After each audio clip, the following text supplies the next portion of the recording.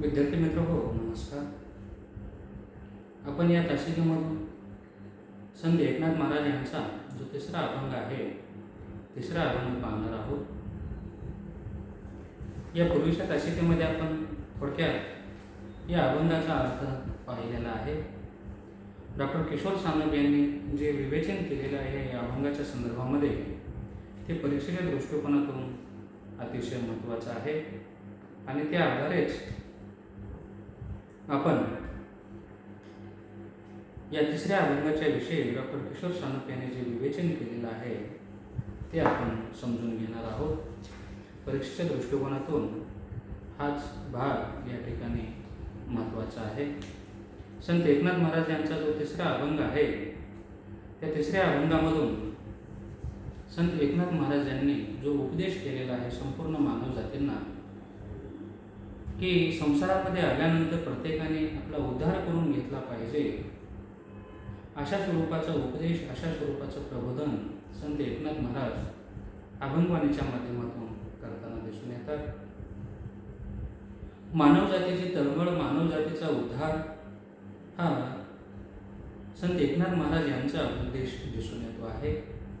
मानवाने आपलं कल्याण करून घेतलं पाहिजे, आपला जन्म वाया न घातला पाहिजे, हा विचार त्यांनी या अभंगामधून सांगितलेला आहे.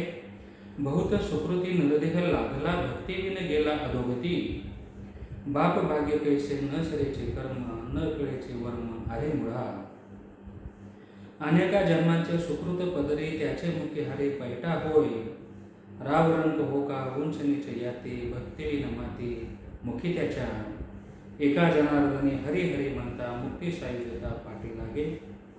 म्हणून परमेश्वराचे नामस्मरण करून आपण कशा पद्धतीने आपला उद्धार करून घेऊ शकतो आणि परमेश्वराचे नामस्मरण करणे किती सोपं आहे. आपल्याला ही जी मुक्ती मिळणार आहे ती केवळ नामस्मरणानेच मिळणारी आहे. हा भक्तीचा सहज सोपा मार्ग संत एकनाथ महाराज या ठिकाणी सांगतात. डॉक्टर किशोर सानप यांनी या अभंगावर जे विवेचन केलेलं आहे तो आपण या ठिकाणी पाहणार आहोत. या अभंगाच्या विषयी डॉक्टर किशोर सानप म्हणतात, या अभंगात हरिभक्तीचा पाठ संत एकनाथांनी दिलेला आहे. म्हणजे हरिभक्ती म्हणजे हरी हा शब्द परमेश्वरासाठी संत एकनाथ महाराजांनी वापरलेला आहे. विद्यार्थी मित्र, आपण पाहिलं की या परमेश्वराला अनेक संतांनी वेगवेगळ्या नावाने संबोधलेलं आहे. त्यामध्ये विठ्ठल असेल, पांडुरंग असेल, विठोबा असेल, नारायण असेल, केशव असेल. याच पद्धतीने संत एकनाथ महाराज इथे हरी असं म्हणतात, काहींनी चक्रपाणी असं म्हटलेलं आहे. संत एकनाथ महाराज या ठिकाणी परमेश्वराला हरी म्हणतात आणि या हरिभक्तीचा पाठ संत एकनाथ महाराजांनी या अभंगाच्या माध्यमातून घालून दिलेला आहे. संत एकनाथ महाराजांनी या अभंगाच्या माध्यमातून हरिभक्ती करणं किती महत्त्वाचं आहे हे सांगितलेलं आहे, वर्णन केलेलं आहे. बहुत पुण्यकर्म केल्यावर कुठे नरदेह लाभतो, परंतु भक्ती केली नाही तर तो अधोगतीला पावतो. संत एकनाथ महाराजांनी जे अभंग लिहिलेले आहे त्या अभंगावर विवेचन करत असताना डॉक्टर किशोर सानप म्हणतात की अनेक जन्मानंतर बहुत सुकृती म्हणजे अनेक पुण्यकर्म केल्यानंतर हा मनुष्य देह लाभत असतो.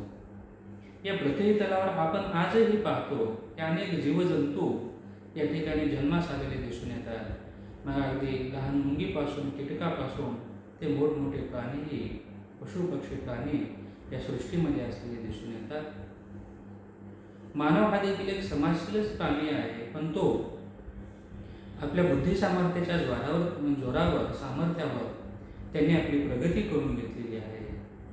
मग हा मनुष्य जन्म प्राप्त झाल्यानंतर मनुष्याने जशी इतर प्रगती केलेली आहे त्याच पद्धतीने स्वतःच्या मनाचा विचार करून स्वतःच्या जन्ममृत्यूचं रहस्य त्याने समजून घेतलं पाहिजे. कारण विचार करण्याची क्षमता ही मनुष्याकडे आहे, मानवाकडे आहे. आणि हा मनुष्य जन्म प्राप्त झाल्यानंतर प्रत्येकाने आपला स्वतःचा उद्धार करून घेणं अतिशय आवश्यक आहे. कारण अनेक जन्मानंतर हा नरदेह, हा मनुष्य जन्म त्याला लाभलेला आहे. आणि हा जन्म लाभल्यानंतर प्रत्येकाने निस्वार्थ भावनेने, निष्काम भावनेने भक्ती केली पाहिजे. आणि ही भक्ती केली तरच त्याच्या आयुष्याचं सार्थक होणार आहे, त्याच्या जन्माचं सार्थक होणार आहे. नाहीतर हा जन्म मृत्यूचा फेरा कुणालाही चुकलेला नाही, यातून त्याची मुक्ती या ठिकाणी कधीच होऊ शकत नाही.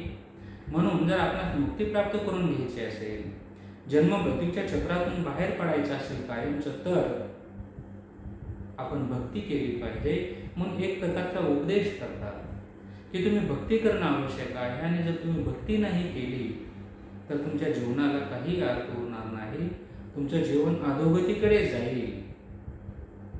भक्ती नाही केली तर अधोगती होईल. म्हणजे तुमचा जो जीवनाचा हेतू आहे तो हेतूच अस्पष्ट राहणार आहे, तुम्हाला त्यामध्ये यश लाभणार नाही, तुमची अधोगती होईल, असा उद्देश ते या ठिकाणी करत आहेत.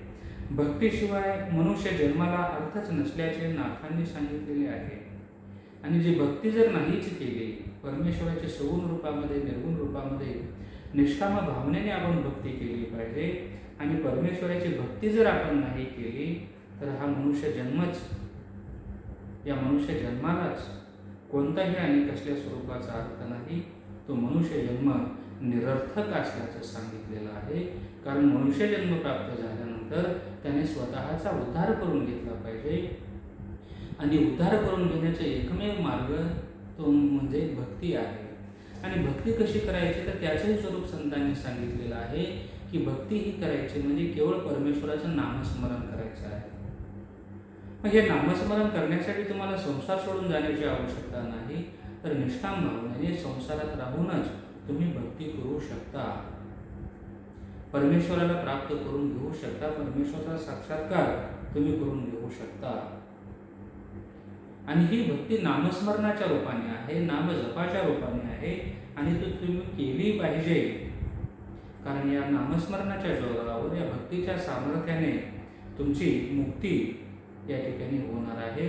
जन्म मृत्यूच्या फेऱ्यातून तुम्ही या बंधनातून कायमचे मुक्त होणार आहात. म्हणून भक्तीला या ठिकाणी त्यांनी अतिशय महत्त्व दिलेलं आहे. आणि जो व्यक्ती भक्ती करू शकत नाही त्याच्या जीवनाला, त्या मनुष्याला कोणताही आणि कसल्या स्वरूपाचा अर्थ नाही, असं संत एकनाथ महाराज या ठिकाणी सांगत आहे. आणि या संत एकनाथ महाराज यांच्या विचार अभंगावर डॉक्टर किशोर सानप यांनी अशा शब्दाच्या माध्यमातून त्या अभंगाविषयीचा अर्थ, त्या अभंगाचा आशय स्पष्ट केलेला आहे. भक्तीशिवाय मनुष्य जन्माला अर्थच नसल्याचे नाथांनी सांगितलेले आहे. भक्ती ही समतामूलक सर्व धर्म समभावाची जननी असते. भक्तीच्या माध्यमातून सर्व धर्म समभावाची जाणीव प्रत्येकाच्या अंतःकरणामध्ये निर्माण होत असते. संसारात बाप हेच मुलाचे भाग्य आणि बापाचे कर्मही मुलासाठी.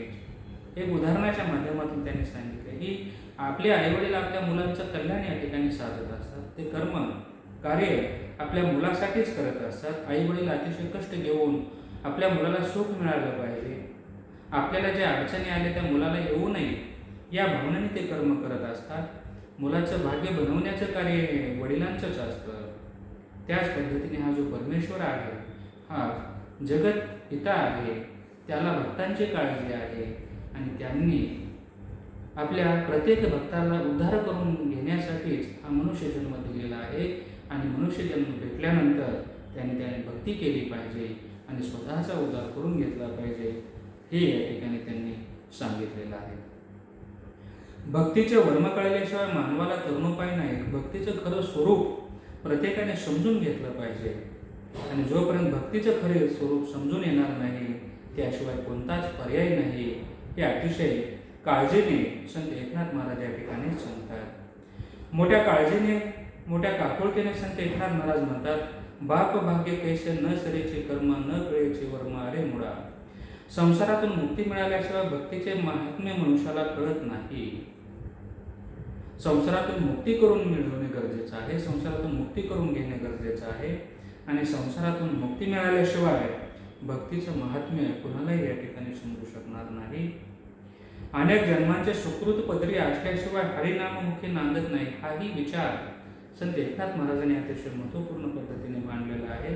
आणि याचे विवेचन डॉक्टर किशोर सानप या ठिकाणी करताना म्हणतात की अनेक जन्माचं पुण्य असल्याशिवाय, सुकृत पदरी असल्याशिवाय त्या व्यक्तीला हरिनाम घेता येत नाही किंवा त्याच्या मुखामध्ये हरीचं नाव म्हणजे परमेश्वराचं नाव येत नाही किंवा नांदत नाही. कारण अनेक जन्माचं हे संचित असतं. आपण एखादी गोष्ट जर वारंवार करू लागलो तर ते आपल्या सवयीचा भाग बनून जाते. त्याच पद्धतीने हे नामस्मरण आहे. जर आपण नामस्मरणाची गोडी वाढवली, नामस्मरण जर आपण सतत घेत राहिलो तर आपोआप आपल्या मुखामध्ये हे हरीचं नाम या ठिकाणी येऊ शकतं. पण त्यासाठी देखील संत म्हणतात की त्यासाठी तो पुण्यात्मा असला पाहिजे, त्याच्यावर तसे संस्कार झाले पाहिजेत, त्याला संत संगती लाभली पाहिजे. संतांच्या सहवासामध्ये आल्यानंतर या हरिनामाची गोडी त्याला लाभू शकते आणि मग त्यामध्ये देखील स्वतः पुढे तो स्वतःचा उद्धार करून घेण्यासाठी समर्थ बनू शकतो. अनेक जन्मांच्या सुकृतानंतर हरिनाम मुखी बसलेले असते आणि त्यालाच संसारातून मुक्तीचा मार्ग खुला होतो. आणि जो भक्त निष्काम भावनेने रात्रंदिवस हरिनामाचा जप करत असतो किंवा नामस्मरण करत असतो, त्यालाच, ज्या व्यक्तीच्या मुखामध्ये हरिनाम वसलेले असते अशाच व्यक्तीला संसारातून मुक्तीचा मार्ग मिळू शकतो. अशा व्यक्तींसाठी मुक्तीचा मार्ग खुला असतो. यासाठी जात याती धर्म काहीही महत्त्वाचे नसते. संसारातून मुक्ती करून घेण्यासाठी त्या काळामध्ये जे प्रचलित असलेली चातुर्वर्ण्य व्यवस्था होती, त्या काळामध्ये काही व्यक्तींनाच फक्त पूजा अर्चा करण्याचा, भक्ती करण्याचा अधिकार होता. परंतु वारकरी संप्रदायाने इथे मात्र चारी वर्णातील व्यक्तींना भक्तीचा अधिकार आहे. तो कोणत्या जातीचा आहे, तो कोणत्या धर्माचा आहे, तो कोणत्या कुळात जन्मलेला आहे, याला महत्त्व संतांनी दिलेलं नाही. संतांनी फक्त म्हटलेलं आहे की कोणताही व्यक्ती असो त्याला भक्ती करण्याचा अधिकार आहे. त्याला उच्च नीच भेदभाव हे बाळगण्याची गरज नाही. त्याने फक्त आपल्या भक्तीच्या जोरावर संत सहवासांच्या सहभागामध्ये येऊन त्यांनी जो उपदेश केलेला आहे त्या उपदेशाचं पालन करून प्रत्येक जण आपला या संसार समुद्रातून उद्धार करून घेऊ शकतो, हे त्यांनी या ठिकाणी सांगितलेलं आहे. यासाठी जाती याती धर्म काही महत्त्वाचे नसते. त्याचबरोबर राव रंक होका उंच नीच याती भक्तिविन माती मुखी त्याच्या.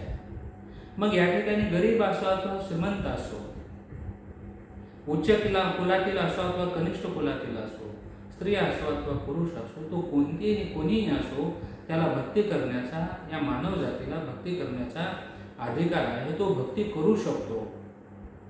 पुढे त्यांनी म्हटलेलं आहे, राव आणि रंक म्हणजे गरीब आणि श्रीमंत कोणीही असो, त्याने भक्ती केली पाहिजे. आणि जो व्यक्ती भक्ती करत नाही त्याच्या मुखामध्ये माती, असं या ठिकाणी म्हटलेलं आहे की राव रंक हो का उंच नीच याती भक्तिविन माती मुखी त्याच्या. माणूस कितीही मोठा लहान गरीब श्रीमंत याती वर्णाचा का असेना, परंतु भक्तिविन मातीच त्याच्या मुखात असे. म्हणजे कोणी ते गरीब श्रीमंतचा काही प्रश्नच नाही. एखादा श्रीमंत व्यक्ती आहे म्हणून त्याला भक्ती करण्याचा काही अधिकार नाही आणि गरीब व्यक्ती आहे त्याने भक्ती करावा असं काही नाही. मनुष्य जन्म लागलेला आहे. मग मनुष्य जन्म लागल्यानंतर मग गरीब असो अथवा श्रीमंत असो, कोणत्याही जातीतील असो, उच्च असो अथवा नीच असो, स्त्री असो अथवा पुरुष असो, त्या प्रत्येकाने भक्ती केली पाहिजे. इथे पैशाचा, संपत्तीचा, पदाचा काहीही उपयोग नाही. मनुष्य जात सर्व सारखीच आहे. म्हणून परमेश्वराच्या मार्गाने वाटचाल करायची असेल, स्वतःला मुक्ती लाभवायची असेल, मुक्ती मिळवून घ्यायची असेल, तर त्या व्यक्तीने निष्काम भावनेने परमेश्वराचं नामस्मरण केलं पाहिजे, भक्ती केली पाहिजे.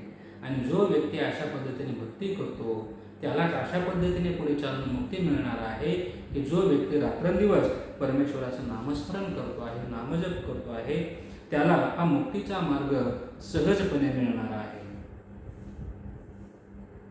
माणूस कितीही मोठा लहान गरीब श्रीमंत याती वर्णाचा का असेना, परंतु भक्तिविन मातीच त्याच्या मुखी असते.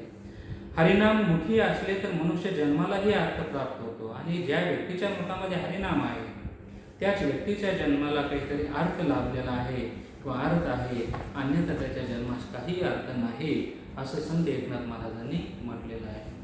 संत ज्ञानेश्वर महाराज देखील भक्तीचं सहज सोपं स्वरूप समजून सांगत असताना त्यांनी म्हटलेलं आहे की हरिमुखे म्हणा पुण्याची गणना कोण करे. केवळ परमेश्वराचं नामस्मरण हेच पुण्य स्वरूप आहे. इतर कोणताही मार्ग नाही केला तरी चालेल. व्रत वैकल्य करण्याची गरज नाही, उपवास तापास करण्याची गरज नाही, कर्मकांड करण्याची गरज नाही, अंधश्रद्धा बाळगण्याचं काहीच कारण नाही.